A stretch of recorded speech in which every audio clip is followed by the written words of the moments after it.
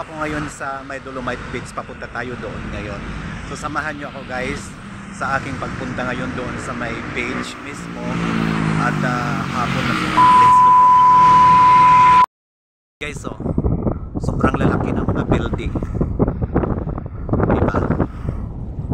Ang lalaki niyan. Ayan. Para makita nyo sa video. Ayan. Diba? Lalaki ng mga building. So, paano kayo pupunta dito? Siyempre, ang sasakyan nyo is UV Express. Yun lang. Tapos, sabihin nyo, Baywalk or Dolomite Beach. I-drop kayo dito mismo. Drop kayo dito. May dalawang Coast Guard. Ayun, Ayun, papakita ko sa inyo guys ang mga ganon. May mga dumi-dumi pa, pero yung dumi dito lang sa may bandang dagat yung inaalunan. Yan tingnan mo. Yan yung mga basura. Ayan, mayroon nga dito tayong nakitang butin ang mineral. Ayan, diba?